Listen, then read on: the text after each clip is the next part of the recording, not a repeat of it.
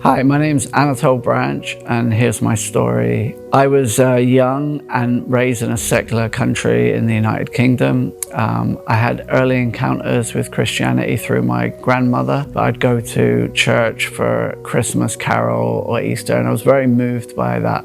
As I grew older, my more secular, I'd say nihilistic mind came up. It's very common in England. You kind of question everything, especially religion. And then I kind of came towards a spiritual teaching of a guy, Krishnamurti. And through him, I read the Gospels and became I was searching. I started searching and believing in God. Even though I believed in what I'd read with the Gospels and what Jesus was saying in the Gospels, I didn't follow Christianity. I followed Eastern mysticism and Eastern religion.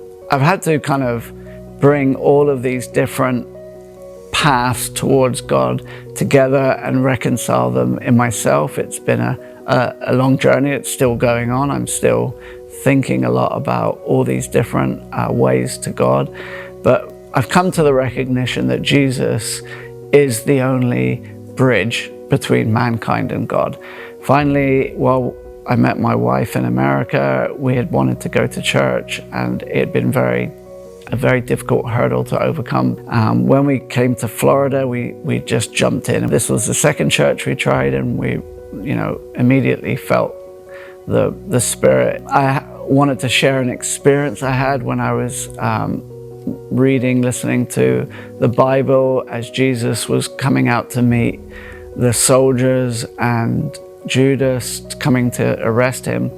And Jesus came out and met them face on. For one, I was just very moved by his power. He knew they were coming. He stood up and he met the fear and met them face on. And he said to them, "Who are you looking for?" And they said, "Jesus of Nazareth." And he said, "I am he." And when he said that, they fell to their knees and fell back. And I couldn't understand, why did they do that? I felt it, but I couldn't understand it. And I was reading up, I grokked it, I Googled it, and I saw it. It's because he was declaring his sovereignty as God. That sovereignty was recognized. Even his enemies that wanted to kill him, they couldn't help but recognize it. And when I read that, I recognized it. And I recognized it in myself, to the point I was shaking and crying and just very uplifted. And now it's like I recognize the sovereignty of his words, and when I read it, the power hits me more deeply. The more I read, the more I come to trust in God.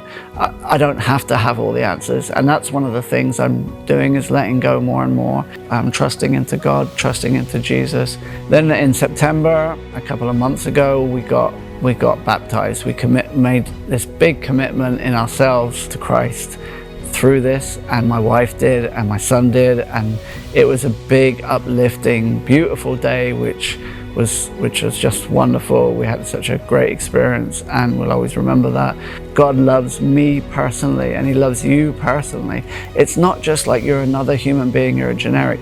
No, he loves you personally. That is something very powerful for me, that personal relationship with Jesus. And from there, I'm exploring more and more every day.